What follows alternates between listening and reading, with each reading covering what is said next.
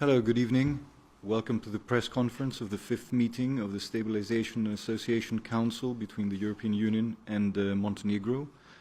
We shall hear opening statements by Deputy Foreign Minister of Greece, Mr. Dimitris Kourkoulas, and also from Commissioner Füle.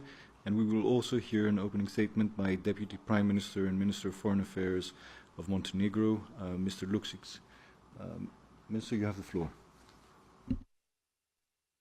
Okay, thank you.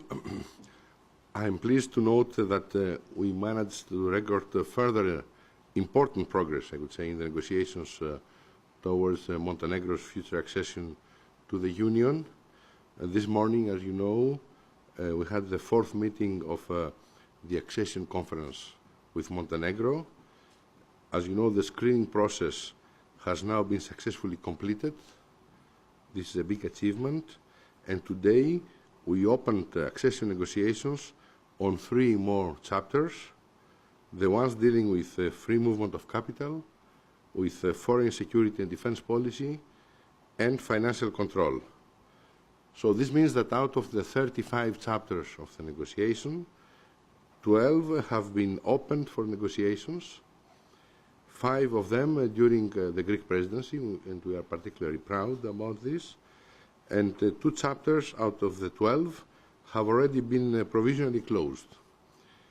So this is a very positive record, and we are going to continue at the level of the European Union our efforts that this very good pace of negotiations will continue in the future.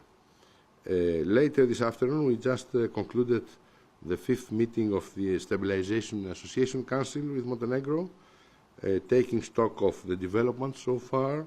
This meeting provided an opportunity to review Montenegro's progress in its preparations for accession, and also to consider priorities for further work within the framework of the Stabilisation and Association Agreement, which is also a very helpful instrument for the negotiation process as well. So we have welcomed the progress made by Montenegro in several areas, and we encouraged Montenegro to keep up the reform momentum and to continue working on challenges and shortcomings identified in key areas during the preparation for accession, notably with regard to the very important rule of law chapter 23 and 24, which, as you know, were opened last year, as well as to developing the necessary administrative capacity that will be required in many fields.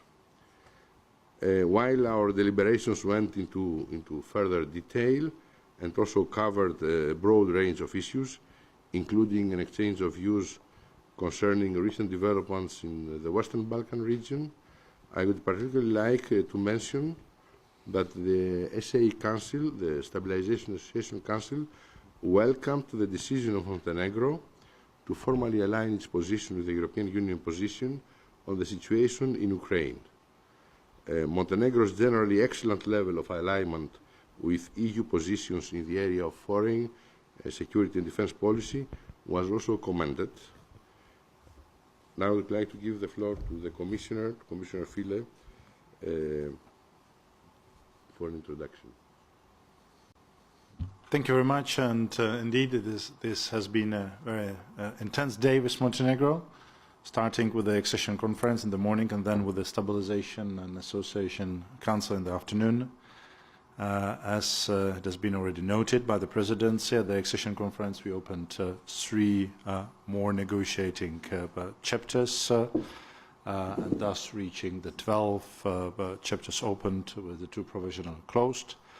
Let me also recall that last month we have completed the screening for all the chapters, which is an important milestone in the accession process. Today we stressed that this good progress, and I'd like to underline that, completing different stages in opening and closing chapters, needs to be also accompanied by real progress on the ground, especially regarding the rule of law, because it cannot be limited only to the adoption of plans and strategies. It needs to be also seen, it needs to be felt by the citizens. Just look at the recent municipal elections, which were marred by a number of allegations of electoral irregularities. It goes without saying that these need to be properly investigated because this is the only way how to strengthen the citizen trust in the electoral process. I'd like also to make a point that the new laws need to be implemented efficiently. For example, almost 1 year since the adoption of the constitutional amendments, the position of the Supreme State Prosecutor is still vacant due to a lack of broad parliamentary majority. So my call goes both to the government and to opposition to find a solution on this issue. Also, we have called repeatedly for an end to impunity for violence and threats of violence against journalists. We expect to see the concrete results soon, results that will go beyond the establishment of commission and will create a better climate for the media in Montenegro. At the same time, we welcome the participation of civil society in the negotiations working groups. We welcome very much the transparency achieved with the publication of the government's reports on the implementation of action plans for the rule of law. And as presidency, let me also welcome Montenegro's decision to align with the EU position concerning measures taken on issues related to the Ukrainian situation.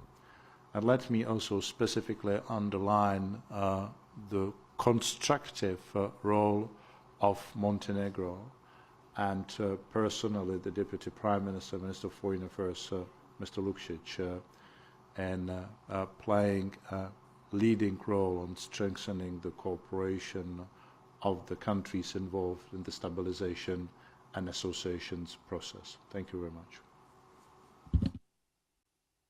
Prime Minister, you have the floor.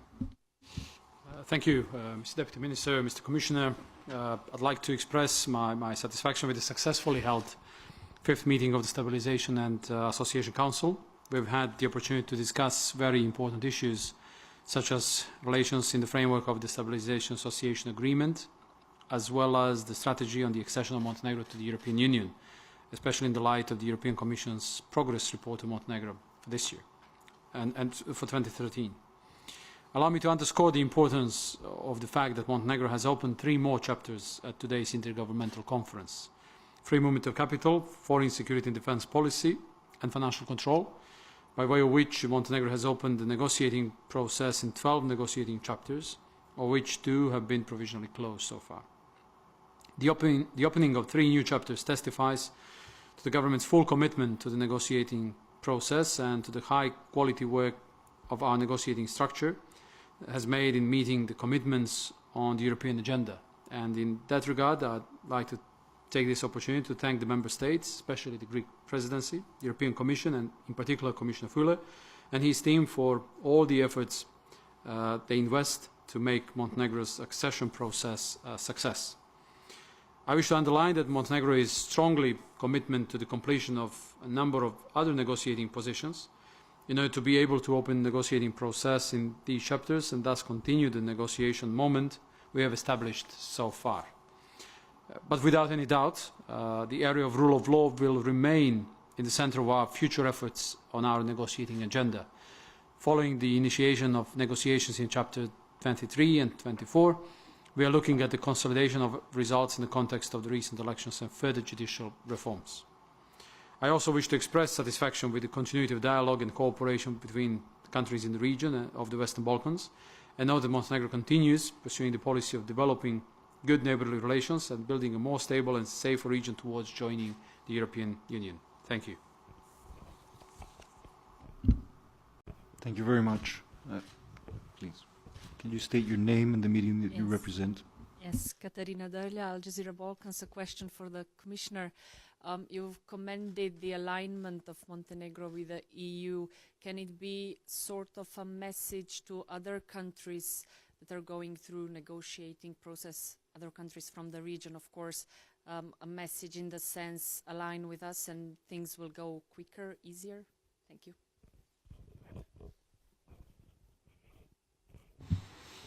I think we have been able to open today a very important chapter of the common foreign policy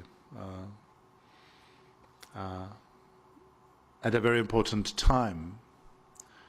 I think it stipulates or confirms one of the principles that we judge and approach each of the candidate and aspirant countries based on its merit.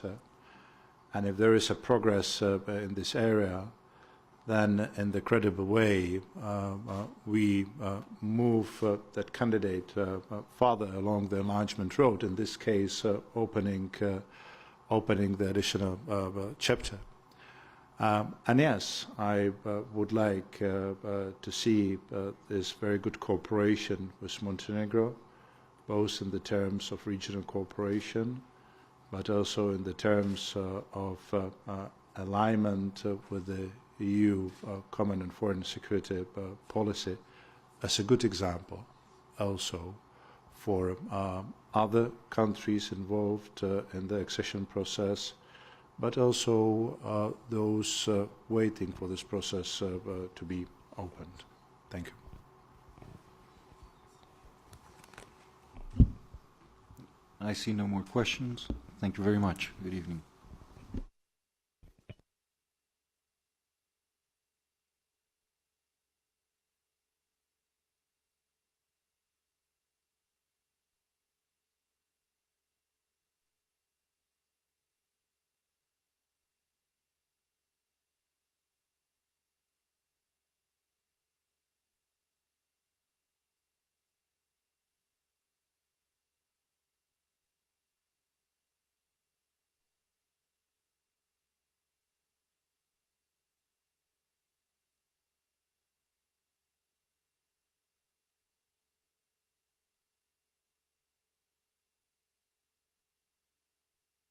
In several areas, and we encourage Montenegro to keep up. To mention that the SAE Council, the Stabilisation Association Council, Montenegro's generally excellent level of alignment with EU positions in the area of foreign. I'd like to give the floor to the Commissioner, Commissioner Füle, for an introduction. Thank you very much.